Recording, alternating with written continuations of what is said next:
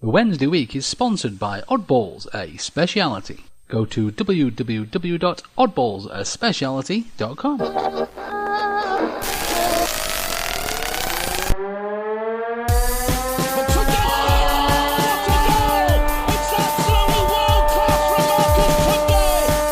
a chance here, a great save, a turner from McClare. Mike Hannon, a terrific goal by Sheridan. Preston against Jones. Get in. You could have two goalkeepers in there, they would have trouble saving that. The Wednesday week! Hello there, ladies and gentlemen, and a very warm welcome to the Wednesday week, the Sheffield Wednesday podcast. I'm Lord Hillsborough, and with me on the line, we've got a full complement. We've got Victoria. Good evening, my lord. We've got James. Hello. We've got Eddie. What up, dog? And we've got the fudgiest man in showbiz. We've got Mr. Fudge. Yeah, I'm here as well. Are we, you know what I mean? This is a turn up for the Bucks. 2 weeks in a row, Fudgy, old boy. My I know, word. right? You've currently got me in the office, actually, at work. At the minute, my venue is hosting a fashion show for the African American Society of Southampton University. So my apologies if I refer to you as Famalam or Wagwanin. If that happens this evening. It wouldn't be the first time, old chap. Right, so let's crack straight on with some Wednesday chat, shall we? And bang straight into the Preston game. I think a good time was had by all. I said last week that I wasn't that bothered about what manner we won the game in as long as we win the game. And to be fair, it certainly wasn't a vintage performance. It wasn't as good as we've played probably in some games and not got anything out of them this season. But we did what we needed to do. There were some really bright moments in it. I think first half we were a bit sluggish. We didn't look the way that we had been for the last few games. But we won the game. And two people that particularly shone for me, Barry Bannon, who is fast turning into probably my favourite player of all time. Absolutely. He is brilliant. And also Daniel Poodle, as we've decided to call him, partly because he played really well, and then partly I read his quotes in the newspaper afterwards, where he said, because obviously his missus had given birth, I think actually was it in the early hours of that morning? I think it was on the same day. Yeah, Absolutely. It was quite odd, that interview. Can I say, they interviewed him after the match and they said, "Oh, how did you cope?" Blah, blah, blah. He says, "Well, she rang me and said that she was in hospital. So I went over, the baby was born, then I went back to bed." And I thought, why weren't you in hospital with her? Were they in a hotel the night before? Does she not live with him? Or I don't... Well, look, we asked him. no questions. We asked no questions. But he said that he had like an hour's sleep and then came obviously and played the match, and he was feeling quite tired after 75 minutes. But then he stopped and thought about what his girlfriend had been through, and that powered him through the last 15 minutes of the match. I thought that was brilliant. That's very similar to what Ron Atkinson said when Paolo Di Canio rounded the Southampton goalkeeper a few years ago. When he said he rounded him once, rounded him again, looked at his watch and said, "Hang on a minute, I've got 15 minutes left." So he rounded him again and then stuck it in the goal. It sounds a lot similar to that. Or either that, or Roy Keane was on the phone and he's gone, "Hang on a minute, Dan, I've heard your missus has given birth. It's not you giving birth, is it?" And then he thought, well, no, it isn't. So he's put a shirt on. But maybe he was breastfeeding. We don't know yet. But no, I think the actual game itself, I mean, obviously we spoke about last week, some Wednesday fans were expecting a trouncing, and I don't think we really could have called it that. The first half was a little bit, what's the word I'm looking for? Boring? Naff. Yeah, that's one way to put it. Of course, we did open the scoring at the end of the first half, but then again, it seems to be happening as soon as we get our heads in front. I don't know. Is it a case of we switch off? We seem to be trying to let teams back in, don't we? It was a fairly relaxed time in the stands, wasn't it? That entire first half, it was, there was a bit of late autumn sunshine. Everyone was basking in it. It was a bit interesting, and then it was a bit boring, and then people were checking their phones. People went down for a drink. There was kind of good banter in the air. Everything was quite nice. But there wasn't really a lot of football happening. It was almost like a pre-season game for the first half. And hey, I confess, because I'm a good podcast friend, I left the North Stand and went into the concourse, armed with drink orders for two of our podcast correspondents. And while I was in the line for said drinks, I watched Kieran Lee's goal on the TV, which actually is an improvement on many of the goals that I've missed in the last 5 years, because usually I'm taking a kid to the toilet, but my own child, I should probably point out, take a kid to the toilet, or or I'm really cold and so I thought I'd go for a bit of a wander, or I'm putting the Wednesday night flag away. I've missed many goals. This time I actually saw the goal, albeit on TV. So to be fair, I saw it on TV as well because I was waiting for you to get a drink. No, you were taking your time, Eddie. I think that's what it is. You were dragging your feet. Yeah, if you'd have gone down just a minute earlier, none of this would have happened. To be fair, Mrs. Hoyland also said if I'd gone down a minute earlier. No, we can't do that. It's a family podcast. First half, so summary being, first half, pretty dull. Nobody really did anything. They didn't test us. We didn't test them. And then Kieran Lee just thought, you know what, fancy 3 points today. And did that. And then me and James got a beer without having to queue. Brilliant. It was a great end to the first half, that, all things considered. Kieran Lee scores, and then we just pop his heads down a couple of flights of stairs, and there's a beer sat waiting for us in Eddie's hands. Brilliant. Bit of a sexy back heel from Forestieri, though, wasn't it? Very, very That was sexy. brilliant, wasn't it? And he wasn't his usual self, was he, Forestieri? He didn't do a massive amount, but when you can do stuff like that, you don't really need to. He still created a goal. Yeah, and of course, and that essentially brought that half to an end. As you quite rightly said, it was a bit of a dull affair, but obviously half-time came and went, and then it has to be said, Preston, after our second goal, they really started to come out swinging, didn't they? Is this a problem that we're starting to face, trying to let teams back into the game? Well, I think it's going to what's happened with football, though. Surely, you know what I mean. If you're chasing a game, you're going to step up yours, and it's how you deal with it. Surely, that's how it works. I mean, credit to Preston, they managed to get themselves back into it to some extent. So, you know that's what teams do. You know what I mean? And I think it's I don't know if testament's the correct word, but we managed to deal with it to some extent. I mean, albeit yes, they scored, but they really came at it. I mean, let's not miss the fact that they absolutely trounced us on possession. I mean, they what was it, something like 43-57 or something like that? Thereabouts, absolutely. So I mean, fair play to Preston. I mean, they're struggling at that end of the table with our reserves. So you know, fair play for getting one back, kids. Is it a worry, though, that we've got for the first time some real competition for places? And I will talk about this later in the podcast about the players who aren't even making the bench. So we've clearly got a squad that is keen and a squad that are fighting for places. And yet, even after going 2-0 up, I think everyone in that stadium kind of breathed a bit of a sigh of relief. And I think the fans and the players alike kind of thought, well, that's job done then. Well, we've put them in their box and we'll just we'll canter on to 90 minutes. And I think you're right. Didn't happen. I think you're right. I think there's also an element of our. We spoke about this in depth on our podcast before, especially at the early part of the season. I say we're still in the early part of the season, but I mean by week 2 and 3, we were still not bemoaning, but we were raising questions of our defence and sort of saying, where's the defence gone from last year? Because I mean, albeit we're on a bit of a vein of form at the minute, and I think it's great, but like Lord H said at the top, we're not particularly convincing at the minute. However, I don't want to sound like a negative Nelly just now, but I just think that any win that we do get is going to be great for confidence, and it will all string together. But I think you're right there, Eddie. I think there's an element of us going, do you know what? I'm going to sit back here. We'll be all right. We're Sheffield Wednesday. We'll go team here with £9 million. You know what I mean? I think at this stage of last season, we just played out our second 0-0 draw in a row against Rotherham at Hillsborough in one of the most dire football matches I've ever seen. So if it's a choice between watching dire 0-0 draws and us going 2-0 up and then the opposition pulling one back and actually being interested until the last minute, I'll probably stick with what we've got now. Yeah, I think almost the complacency comes from being comfortable. We bend but we don't break kind of thing. It's almost like we know that we're good enough to get it over the line. It's not in the past. What's happened is Wednesday have gone 1-0 up and then we've panicked and we've conceded goals. This time we've gone 2-0 up. Yes, I think complacency is set in a little bit, but I think that those players have a self-belief that we didn't have in past seasons.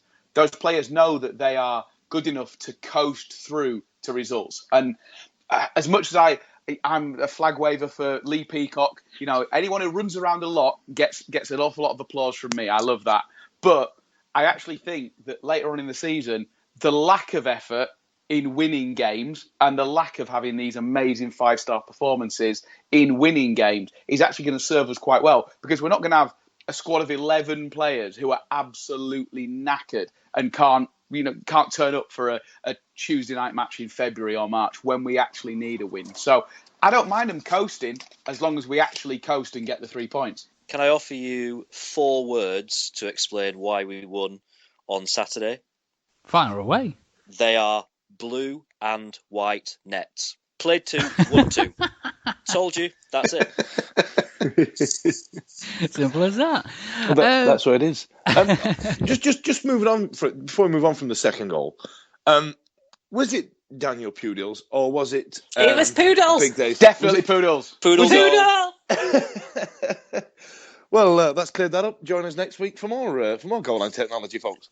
He did it for his child. It was a good 2 yards over the line, wasn't it, before he touched it? How amazing and also terrible would it be if this week there was both an FA inquiry and a Jeremy Kyle DNA test, and it turned out that both the goal and the child were actually new use. The question is, would it surprise you? Oh boy. Well, No. No. It surprised me more than if it was Darryl Ashman's, but other than that.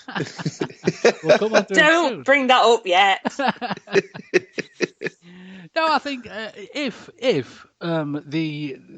the shot was going wide, and if Newhu hadn't made sure, I think there's been a lot of Wednesday fans a lot more angry about that kind of thing. But no, I think Newhu did the right thing, and he certainly didn't seem to want to claim the goal as his own, did he? So fair dues. Just double checking. Another couple of things to mention specifically from the game. First of all, obviously we'll come on to the final goal in a moment or two, but Hutch, no yellow card. What on earth happened? Well, let's have a big round of applause there, ladies and gentlemen. even He's though not trying. Spread bet. He's not trying. It's poor. And I think he should realise what he's done wrong this week and hope to improve on it and get one next week. Absolutely. There's yellow card accumulators all over the country. People have lost a lot of money. Yeah, that's the equivalent of sticking in Celtic in your accumulator in Barcelona just to bump the odds up that little bit and them not winning. That's what that is. And of course, the final goal where we all did breathe a sigh of relief, and Jeeves was happily wiping the squeaky bum cream off my posterior once it had gone in. The Lewis McGugan goal, ladies and gents. Rephrase that, please. Can you just rephrase that? Does he have to wear a special application glove for that? He's just got one finger hole in the middle. Is Jeeves a union member? Because there's a tribunal coming up. No, I'm happy to again To talk about your squeaky bum cream once it had gone in. Once it's on, it's there, and of course after that goal, it was no longer required. So Once it went in. being the frugal Yorkshireman I am, we scraped it off and popped it back in the jar for next week. Oh! Surely to take it off, you don't need to take it off. You have to do what dogs do. You know, they just stick the tea towel holder on the floor and just skit across the carpet. Surely you could just do that. Not when you've got a Jeeves, old boy. Not when you've got a Jeeves. I'm sorry, I'm just a working man. Just a working man doing my very best to Running your fashion shows. running my fashion shows. But no, I mean, it has to be said, what an incredible goal it was. Just the vision from Magoon. From the camera angle that we saw, we didn't even see him look up to the goal. Obviously, he knew where the keeper was. Get a bit of it did take a slight bit of a deflection off the defender, but I could only imagine what it must have been like watching.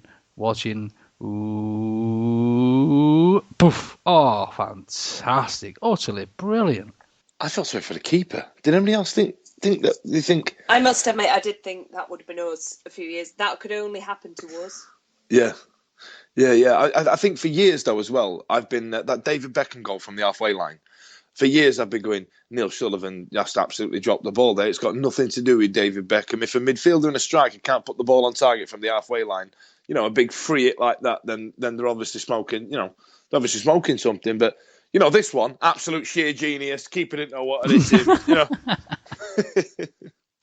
I felt quite a bit of redemption from that, because from where I sit in the north stand, do you remember the McGugan free kick earlier on in the game, which apparently went a mile wide, but from where I'm sat in the north stand, it looked like it had nestled in the top corner.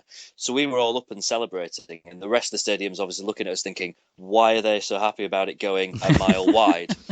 And it took us a while before we realised, why have they started the game again so quick? But it didn't go in. So we were a bit embarrassed about that. So it's quite nice that McGugan did actually score to make up for the angle that free kick came from. I use you as a litmus paper test on the North Stand, because if you're up angry about something, if you're annoyed, or if you start screaming and shouting at the referee, everybody on the cop kind of looks at each other and goes, "Hello, that must have been something dirty. That must have been nasty because the North Stand are up." Do you know what I mean? It's serious if the North Stand are annoyed. And if you're cheering, well, as far as I'm concerned, it's already a goal. Yeah, I mean, it takes quite a bit to get us up, because normally we're that drunk that we can't really be bothered. Can I query as to why they're not playing Chris Kirkland? Because we scored 3 past them, and they're in the bottom 3 in the division, and they have one of the best goalkeepers in the division sat on their bench. You know why? Sunny day, and they didn't have a cap for him. What? Yeah, I don't think we'd have seen Kirkland backtracking and making a fool of himself falling into the back of our wonderful blue and white nets, would we? But obviously we had another ex-Wednesday player on the pitch. I know Victoria's a fan. Oh, didn't he just shine, eh? From the bottom of this league, didn't he just show us what we're missing? What a performance from Mr. Stephen May. We've just got a list of ex-talismanic strikers, haven't we, who have come back to Hillsborough and done nothing, or not come back to Hillsborough and still done nothing. And he was never going to do anything, ever. He was full of running. He's always full of running, is Stevie. This is the Lee Peacock conundrum again, isn't it? This is what you were saying about Lee Peacock. This is why he's a fan favourite. Yeah, it is, and it's like the Chris O'Grady. You know, actually, Lee Peacock at least used to play all the time, right? And he used to run around a lot, and we all knew that he was very good at running around. And so, therefore, the sort of fans that like people who run around always like Lee Peacock in the team. Actually, I think, no, I don't mind a bit of work rate. Work rate is good, right? But with the likes of Stevie May and Chris O'Grady and Ryan Lowe, there's a mystique about them, right? Where they don't get enough opportunities to prove that they're not good enough. So, therefore, there's still a lot of fans out there who are like, well, I think he might be good enough. He's just not getting a chance. And when you actually see them in the cold light of day, in a Preston North End shirt, alongside Will Keane, you realise how far we've come. I must admit, though, Will Keane was shocking as well. I didn't think either of them brought anything to that team whatsoever. As soon as they changed it around, they looked a better team. Yeah, John Brown, the guy who scored the goal, John Brown's the only player that I could say, worried us going forward. It was inept to play 2 strikers that bad. And they were 2 strikers who last year we were like, you know what, though? They're not bad. They're not bad. They'll get some goals with the right service. I think it just shows how far we've come, because last year they were 2 of our biggest reliances up front. Yep. And look how awful they were. They were both I don't think anyone even knew who Will Keane was where we were. Nobody made a boo. Nobody even said, oh, that's Will Keane. Nobody had a clue. Like, Stevie May was shocking. He was even worse. I just think they were both terrible. Well, didn't they bring them off at the same time? Oh, yeah. Yeah, was it like a double sub? And it was only about 10 minutes after the after half time as well, wasn't it? Thanks, kids. See you later. No, you've ruined it. You've ruined it. Get off. You told us you were going to score against your old team. Exactly. And you haven't. You're rubbish. Yeah. Get out. Yeah. It was a bit like, you need your moment against your old team. Go on, have a go, lads. Yeah, go on, lads. No, go on. Lads, that was awful. Get off. Yeah, at half time, they've sat there with the gaffer, with Grayson, and he's gone, right then, where's this Wednesday curse you were telling us about?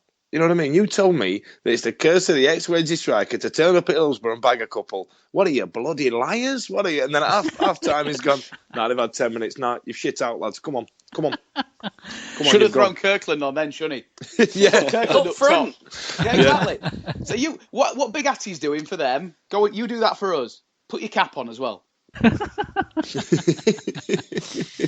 But no, I mean, it's nice we've got that 3 points. I'm glad that we can soak up the pressure that we've taken from obviously Preston and from Brentford, and for the people that are watching the table, of course, ill-advised by James himself. But Victoria's make you feel a bit better now. We're sort of 10th there. It does. 10th is pretty damn good, and I'm happy with that. Yeah. Are you not going to tell us where we were this time last season and why 10th 'cause is rubbish? I can't remember where we were last season. I've not looked it up, James, to be honest. Oh no. Jeeves, we're going to need some more equipment. Then you need to speak to Oddballs, a speciality. What the? Oddballs, a speciality deal in steel, food, and engineering equipment. Where's that voice coming from? We offer great deals on all types of equipment and can include dismantling, delivery, and erection anywhere in the world. Did he just say erection? We can also buy your surplus equipment or sell it on commission. With over 30 years' experience, let us achieve the best deal for you. Where can I find out more, Voice in the Sky? Go to www.oddballsaspeciality.com. You heard him, folks. Jeeves, get a broom. Right, so let's put the Preston game to bed, and we'll crack on with some Wednesday news, shall we, ladies and gents? First things first, it has to be said, Joe Wildsmith had a run out for the England under-20s and ended up beating Holland 3-1. So fantastic. Yeah, can't believe he conceded. For God's sake, Joe. Get rid of him. Get rid of him. Ship him out. Ship him out like Stevie May in Wilkie. Put him up front for Preston. But no, he's great to see one of the Wednesday youths doing so well, especially obviously after he's an academy product. I mean, we've praised him on more than one occasion on the show so far this season.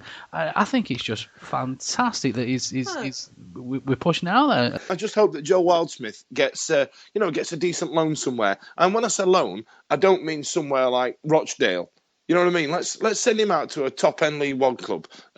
Normally at this point, I'd suggest MK Dons, but they finally crossed the line and got promoted last season. So somebody who's replaced MK Dons in that league, there and thereabouts. And the only team I can think of right now is Sheffield United. But I knew you were going to say that. But that's not going to happen. Well, apparently, one half of his family, his mum's side, are all Sheffield United fans. So I'm sure they'd be very pleased with that. Well, I'm sure I'll be bringing that up when he plays badly.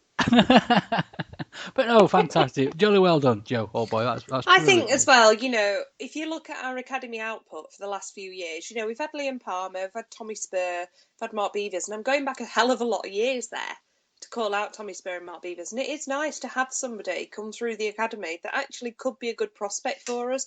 And not only that, could make us a bit of money. That's fine. But actually could be a good prospect. And he's so young, but he's built like an older guy. As a goalkeeper, I think even Richard O'Donnell, if you remember back to him, he was still very tall and very slim at like 19, 20 years old. And now he's playing first team. Is it Walsall, is that? He went to... is he not at Wigan now? He went to Wigan at the start of the season. Wigan? Yeah. Yeah, right. He's got himself a big move. So that's fair enough, he has moved on, but we didn't give him a chance because, like you said, we had these other keepers in that we were, but it is nice to have somebody again through the academy that could be worth something and could actually do a job for us one day. We're at a point now where we've got the luxury, if you will, of not having to force players to mature too soon. Now, we talk about Joe Wildsmith, and he looks like an older guy. He's filled out, etc. But in that academy right now, we've got various players who are excellent prospects, and none more so than a young lad. I can't remember his surname. I think it's Hurst. I think he's number 9. Is he? You know what? And I've only seen him a couple of times, but I've got a couple of mates who go and watch an awful lot of those matches.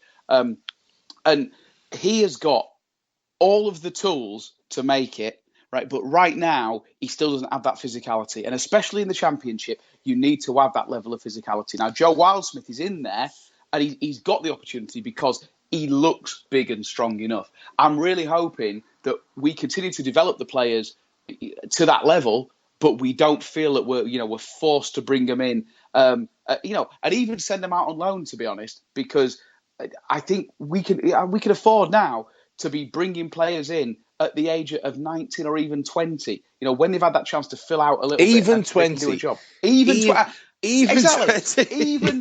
Look, I know we're all old farts, but let's be honest here. Hello.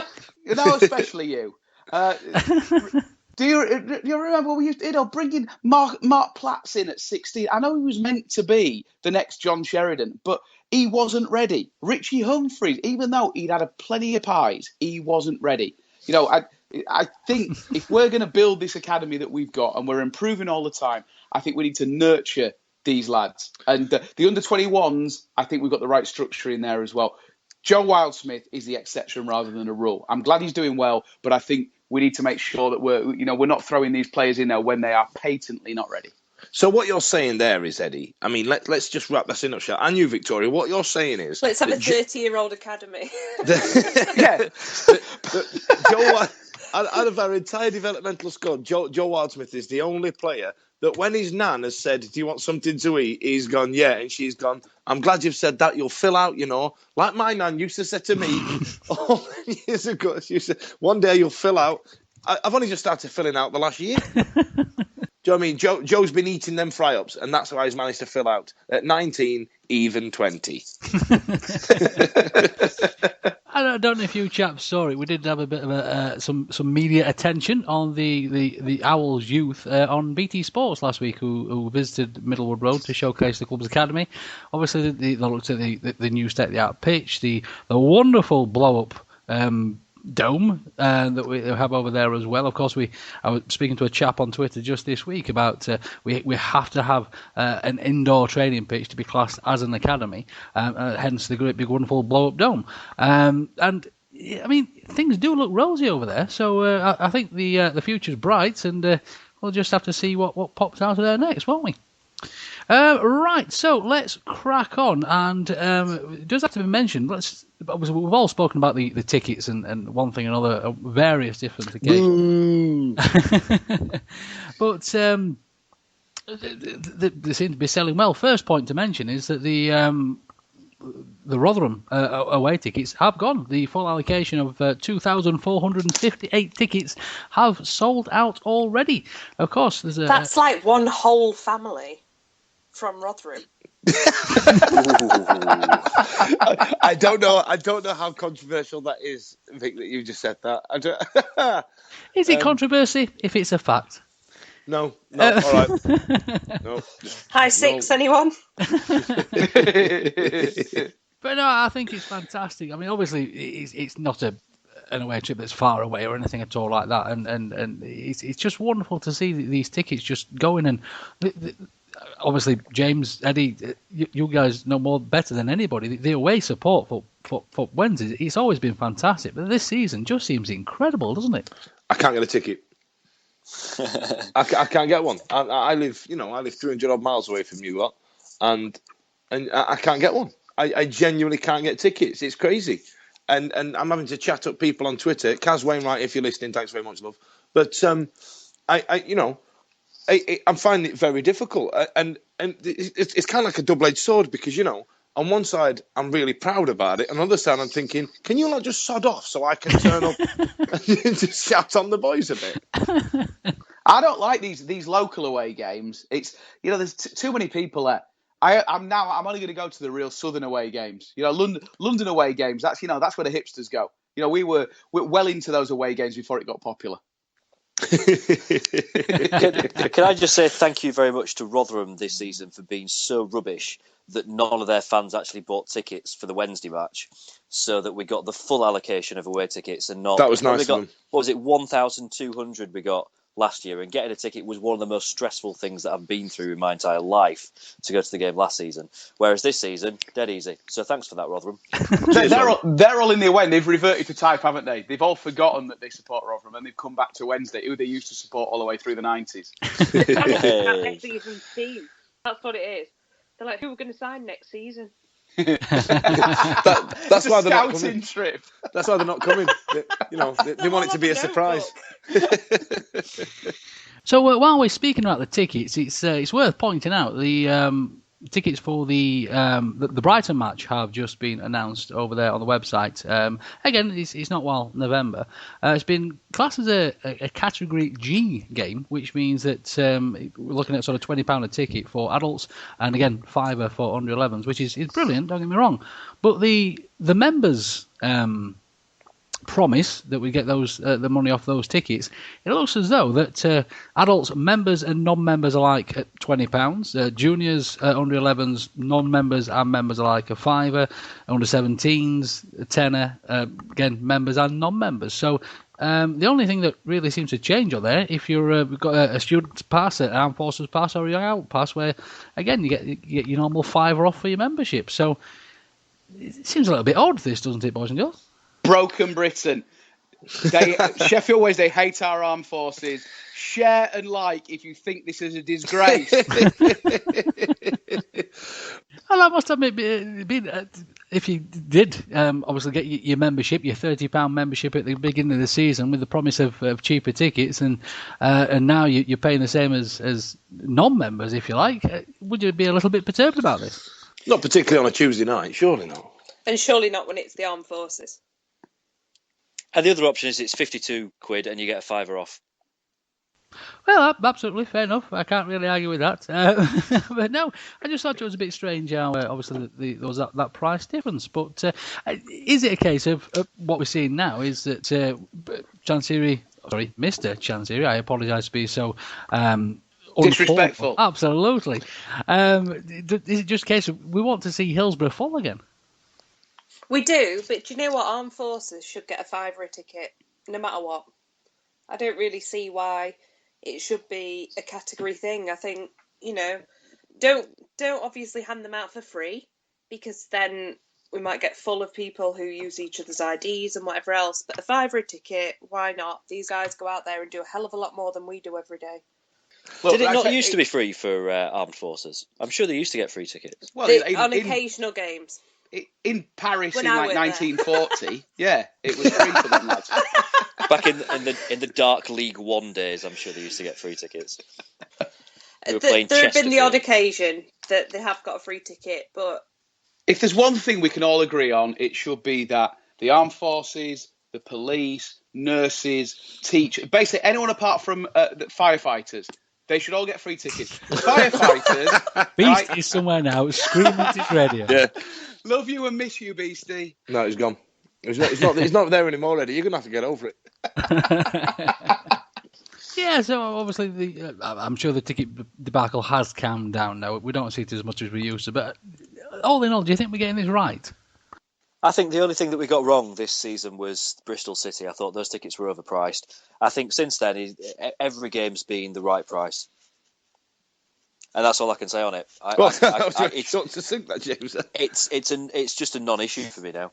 Absolutely. Right, well, in that case, let's put that to bed. So, next thing on this evening's agenda, Ross Wallace. It has been announced that he is the winner of the PFA's Fans Player of the Month award. That's fantastic. He was one of 12 championship players nominated, and it's nice for us to get these little plaudits every now and again, isn't it? It's only me slightly bemused at the fact that he didn't even come in the top 3 for our own Player of the Month. Agreed. I was just going to say. But wins the championship player. It's basically just we've got more fans than anyone else thing, isn't it? Agreed. That's what it comes down to. But it's brilliant for him. I mean, it's basically because he set up all 3 goals, didn't he, against Fulham? That's what it comes down to. But I tell you what, it's only like 3 or 4 weeks ago that I'm sure we were sat here doing this podcast questioning Ross Wallace and what he brings to the team over and above someone like Chris Maguire. Maybe not Fudge was questioning that, but the rest of us were. And he really has come into his own. So I think it's a well-deserved bit of recognition for him. I got an email saying, do some homework and do some bits on Wallace, and even since back in 1989, since A Grand Day Out, Aardman Animations has managed to keep Wallace at the forefront of everybody's mind. I don't think it's been the same since Peter Sallis stopped doing it in 2011, but it's still great for kids and families alike. Does that make Jack Hunt Gromit then at this point? I think it does. Cracking overlap, Gromit. But no, it's absolutely fantastic, and Carlos has mentioned that he hopes there'll be another Sheffield Wednesday player winning the prize next month as well. So keep an eye on that Wednesday nights, and we'll see if we can vote the chuff out of that one as well. How do we vote for it? Because I didn't vote this time. Does anyone know? Victoria! People have burnt their brows for you to vote, Victoria. If you didn't have the right, no. If you just keep an eye out on the social medias, my darling, and there's always a link floating about, usually from myself or What, on our Twitter? yes, probably on ours as well. But yeah, there's usually a link. I think with this one you had to pop in an email address as well. So I don't do that. It took me about 2 minutes to place this vote. It was terrible. Yeah. But no, obviously another vote we had, we were championing, shall we say, this week as well, was for Mr. McGugan's goal over there on Sky Sports as well, to be goal of the day on Saturday, which also we seem to storm ahead with 57% of the votes for that one as well. So top job Wednesday night. Yeah, I managed to know what it was like to be an Arsenal fan for a day. There was a poll on Sky Sports. I was all over it like a rash. But fantastic to get the blue and white out there, and well done, Ross. Right, so the next thing, which is a bit of an interesting point, Carlos was interviewed this week, and he actually believes that the international break is going to be a good thing for the Wednesdays. Obviously, the last international break we weren't doing fantastically well, and obviously ever since we've been doing brilliant. However, obviously now we're on this bit of a run. What do you guys think? Do you think the break is going to have an adverse effect, or do you think it's something that's we're looking forward to? Of course he believes it's going to be an absolutely fantastic break, because he's off back to Portugal, isn't he? He's going to get a bit of half-term sun. He's going to enjoy it. He's going to come back relaxed and refreshed. You're going to see all the family and all that sort of stuff. So, no, I actually think that's...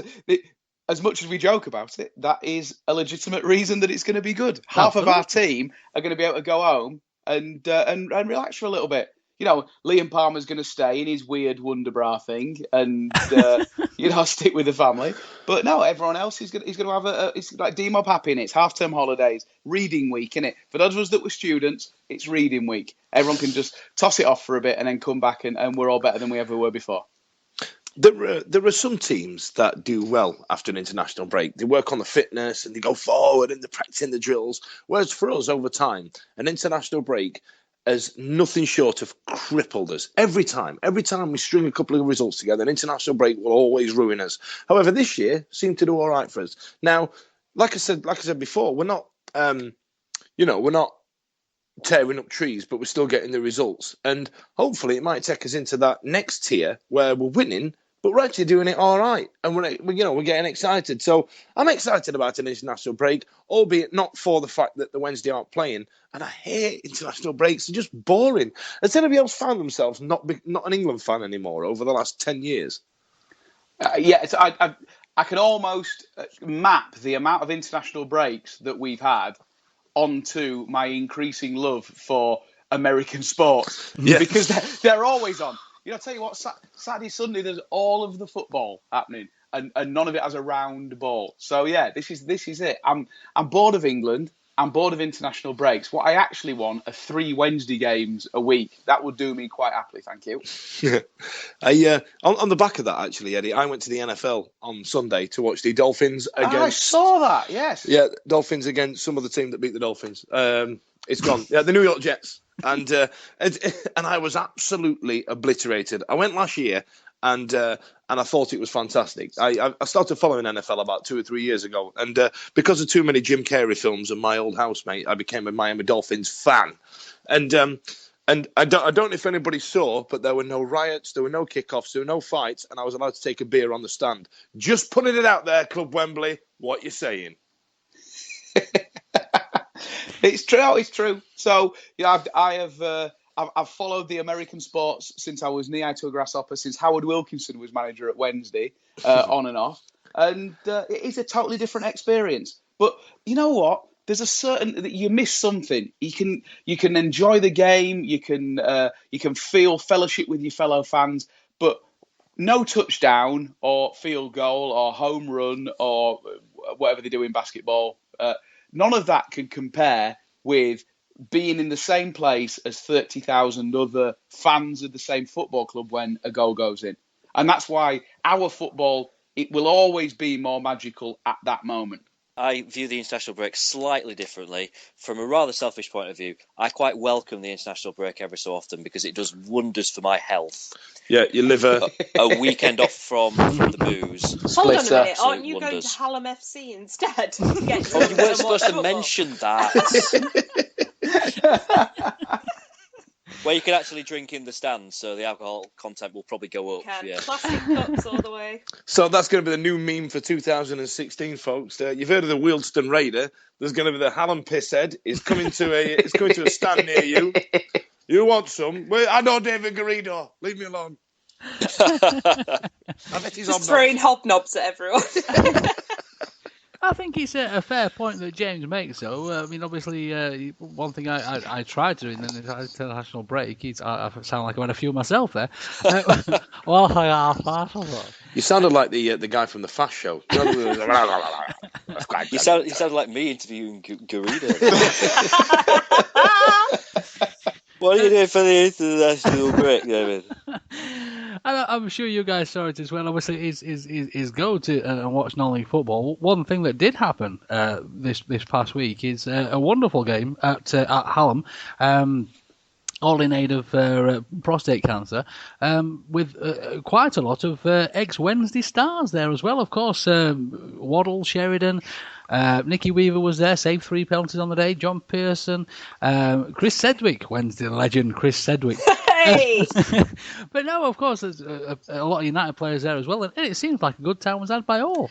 Do we class Geary as a United player or a Wednesday player? Because he was there. What do we say? Do we say Wednesday? Did he get sent off? Do we class him as a player? Well, Did he switch sides at half time? But no, I think it's brilliant, and there will be. I shall be tweeting the campaign as well. And mind you, American sport. Let's get out and watch some non-league football. We've got obviously Hallam, we've got Sheffield FC in the area as well. Can I just give a vote to Hallam because their charity of the year is Cavendish Cancer Care?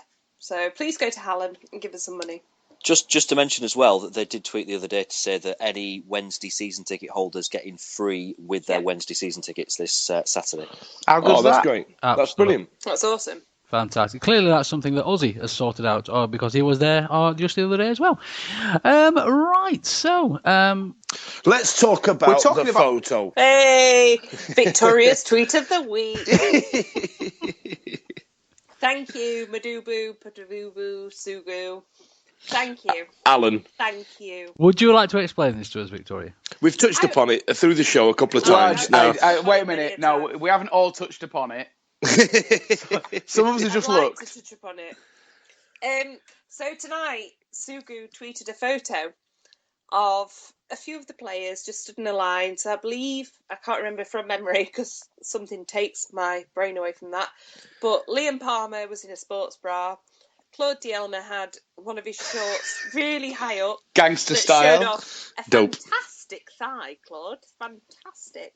But I think... Check out my thighs. I think Daryl Latchman takes the moment of glory there. So Is it because his eyes are shut? Is that where it is? His eyes are shut, but I think there's a reason. There's another eye looking right at me.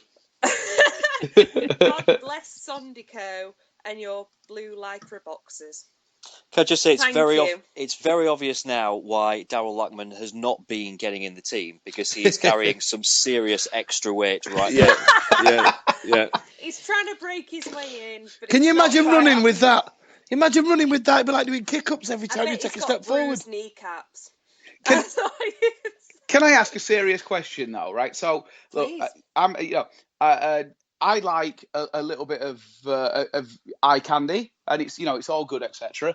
But did it not put you off massively? No. No. Wait, the amount of sock and flip-flop action that was also going on in that photo. There was a lot of sock and flip-flop action, and to be genuinely, the first thing I thought was, oh God, socks, and then I went, oh, hello. Hello, Daryl Latchman. Sweet baby Jesus and the orphans. Is that real? It reminds me of a poster that I used to have Thierry Henry on my wall when I was about 14 in a pair of white Arsenal shorts that were wet. Wow. I mean, Victoria, after the show, you're going to have to tweet this photo so people know what we're talking about. This photo. It was wonderful. But I'm going to offer a further thought. Does he just genuinely really enjoy getting changed with the other lads? I don't think it's an enjoyment photo. I think that's just Daryl thinking, I'm just hanging out. Which makes you think, imagine if he was enjoying it. Just imagine that for a moment, boys. I'd have to duck all the way down here in Southampton. I'm a bit OCD about this. I'm upset that the waistband of the Sondico trunks is actually a bit tucked in. It's tucked in. I would want that flipped out immediately. Well, I'm sure he could manage that. I'll tell you what it is. He's probably got one of those new Ford cars that you don't have to actually put the key in the hole. Have you seen the advert with the guy in the trunks? He's doing that. That's what it is. He's doing that.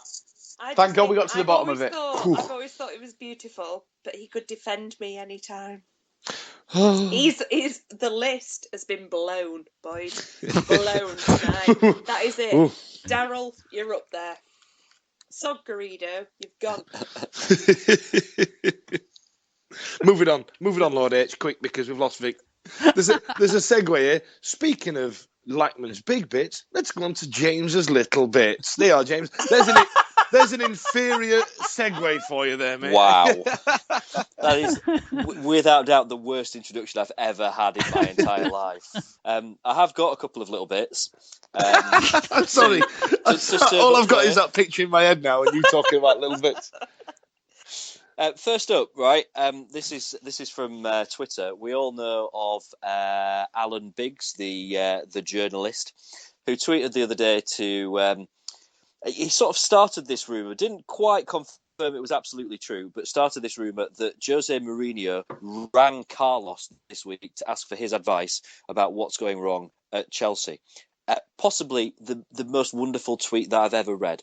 Choose to believe that it's absolutely true. How great is that? I believe it. As long as what Carlos said was, I know you're right, Jose. So I tell you what, you send Gary Cahill to us, and we'll send Daryl Latchman to you. No. Well, to be fair, Vic, I mean, we're not playing him. You know what I mean? You could play with him. You know, he's got plenty of time on his hands. He should be playing every damn week. Oh, is that the criteria in which we're picking the team now? Is that the criteria? Well, we don't play in shirts and skins. You understand that, don't you? I know, we should do. We seem to have harked back to Mr. Latchman's gentleman's area. Why not? I don't think anyone can get anything else in their head this evening. No, I'm quite capable, Victor. I'm sure you are, my darling. But no, but obviously looking at James's original point there, clearly managers just speak to each other, and we've established before that Carlos and Jose are acquainted, shall we say? But it'd be wonderful if it was true, wouldn't it? It's not true. It's somebody making up a story for the sake of it. The mates, he'll have probably rung him this week and said, "Oh, how's it going, Carlos? Oh, yeah, really good. We've won a few games. Oh, we're going to shit. Oh, never mind. See you on Thursday." That's all it will have been, if it even happened. Don't shoot it down. Let's choose to believe it's true. Sheffield Star. The manager of the Premier League champions is coming to us for advice. While we're on the subject of Carlos, I have one bit of business, which is Carlos, in a very rare move, never mind the fact that he's talking to Mourinho, has taken to Twitter this week as well to thank the Wednesday fans for his song. And I think it's quite adorable because we created this song. You're not going to sing it again, are you? No, of course not. No, because that would be horrendous. But it is our song, and we created it. And Carlos understands that a small part of it is about that we've accepted him. He's now in our bosom, and it means a lot to him. And actually, this is like it's the Carlos version of Jose Semedo, he's also tweeted tonight about remembering how when he used to play for Charlton against Wednesday, he knew that we were the club for him. He knew he was going to cheat on his first love for his one true love. Well, I think Carlos is getting a little bit of that as well. So, Eddie, yeah, you sang me a song on Saturday that was the song for Lord Hillsborough, and I didn't hear it last week. Was it on last week? No, we didn't. We put it in text form on the description of the podcast. Would you care to sing the song that you sang at full blast at halftime on Saturday? It is rather apt. Right. In that case, by popular demand, ladies and gentlemen. Lord H had a dream to build a podcast team. He had no friends, so he had to find them online. Fudge is usually missed. James and Eddie are pissed. We talk less about football than Victoria's list. Everyone kind of looked at us when you sang it, but I think now they might get it. I'm sure everybody around the area there just thought, oh, the chuff is Lord H. But no, fantastic. I think that's going to take off more than the Carlos song. Obviously. I'm sorry to put a dampener on things here, but I have got a bit of a downer on Carlos at the moment because I did tweet him last weekend to ask whether or not I could have a drunken interview with him, and he didn't tweet me back. Well, were you in Charlie Brown's car park at the time? I was hoping this week to be able to have the world exclusive Drunk James interview with Carlos, but alas, I don't have a Drunk James interview at all this week. I did have an option. I went to the Rawson Spring after the match, and Tango was in there, and I thought, hang on, I can get away with this, a drunk interview with Tango, but I think he was probably more drunk than I was, so it wouldn't have gone very far. I'd have enjoyed that. As would I. I think that was that would have been quite fun to listen to you two just go. And I think it would have probably filled the entire hour podcast. One other tweet that I noticed this morning, and this is absolutely wonderful. I had no idea this was true, right? Jermaine Jackson of the Jacksons tweeted to confirm that he is a Sheffield Wednesday fan. Fantastic. Shut the front door. Seriously. Seriously, no idea how that happened. It has been a rumour for years. But was it a Soccer AM moment, or was it, on Soccer AM they used to pull out a name out of a hat? Was it that, or was it? No, I remember literally. I think this goes back to my first forays on the internet. Let me paint a scene. It's the mid-90s. Netscape Navigator is the tool of choice, and I can remember looking for two things on the internet. Number one is not to be discussed ever again. Number two was about Sheffield Wednesday. And even then, there were US-based Wednesday fans who had been to concerts where he used to wear shirts or he used to have a scarf or something like that. It was like a weird thing that was always, because it was the internet, everyone was like, well, that's clearly true then, because it's on the internet. But it's like one of those urban myths. So I'm so glad if he's actually tweeted and said, we're all Wednesday, aren't we? That's possibly the greatest thing ever.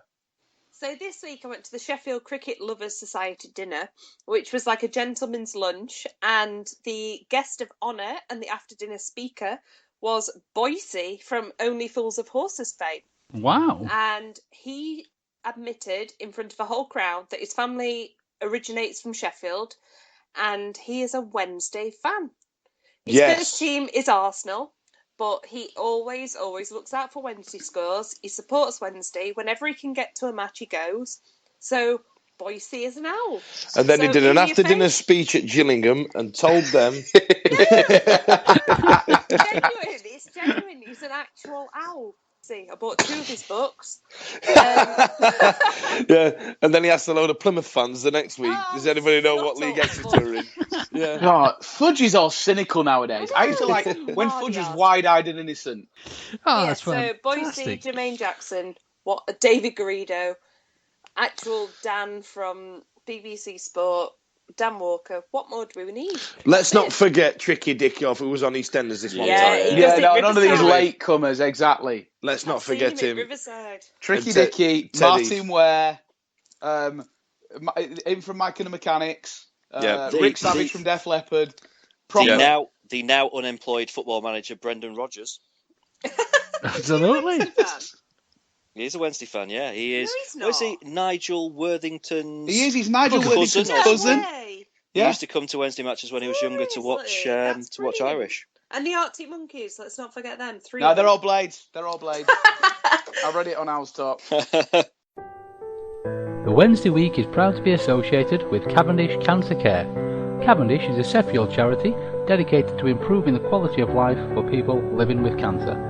No one should face cancer alone, so Cavendish provides emotional support through counselling and complementary therapies.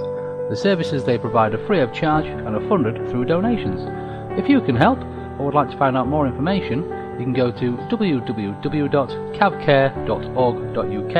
That's cavcare.org.uk.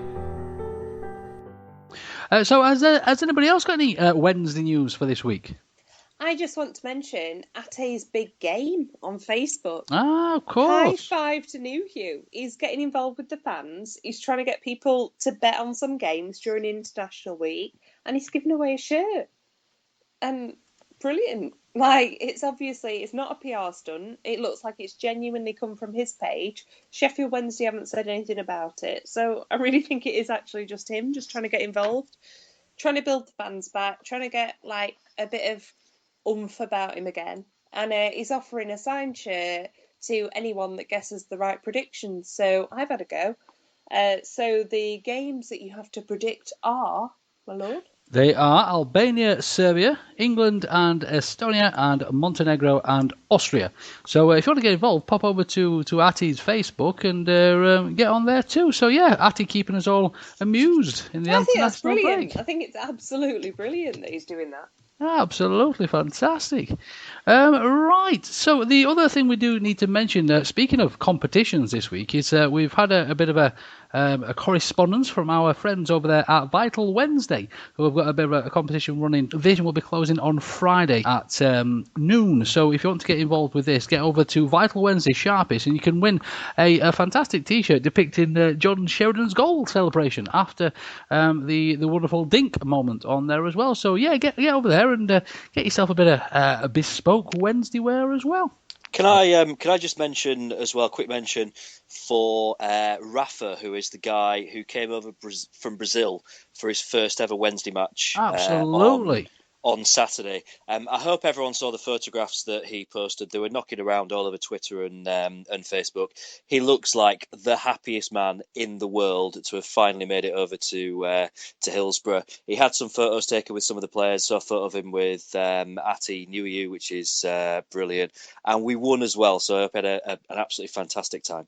He was the most enthusiastic guy I've ever met, which I can totally understand if you've been waiting your whole life to come and see the club that you love. He came into the Wednesday Night Lounge.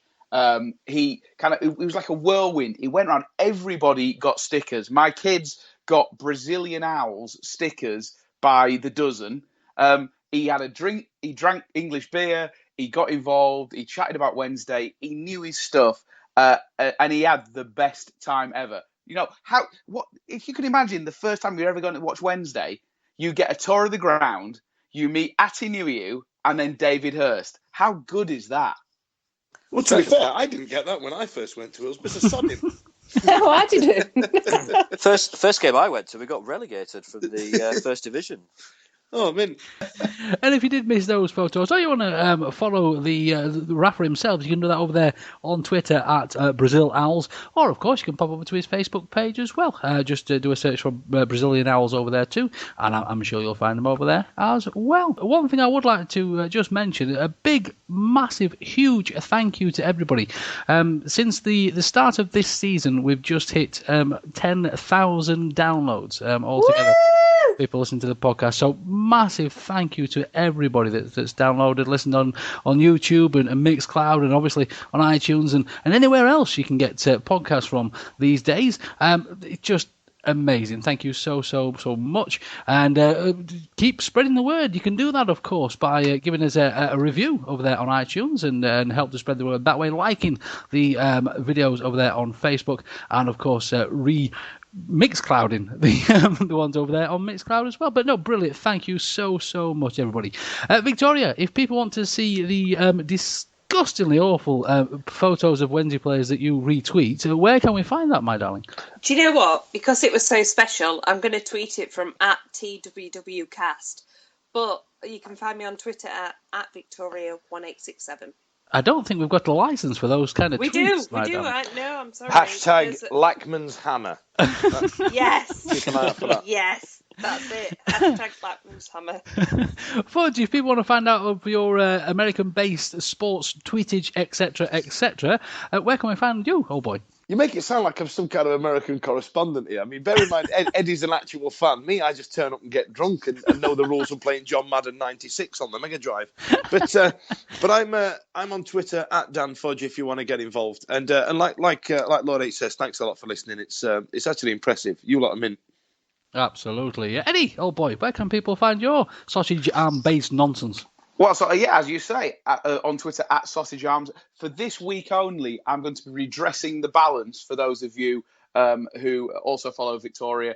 I'm going to be posting exclusively pictures from the Wednesday dressing room of Chris Adamson. So look out for that. James, if people want to find out your business over there online and follow you following Hallam this weekend, where can we do that? Either on Twitter at James Marriott, or I will be at Hallam with Tango wearing a sports bra. or you can find him in the forecourt of any good car dealership. Only in London. Fantastic. Of course, you can get hold of me over there on Twitter as well. That's at Lord_H. That's L0RD_H. You can follow the podcast at TWWcast. That'll bring us to an end for this evening. Be good, be safe, and we shall see you real soon.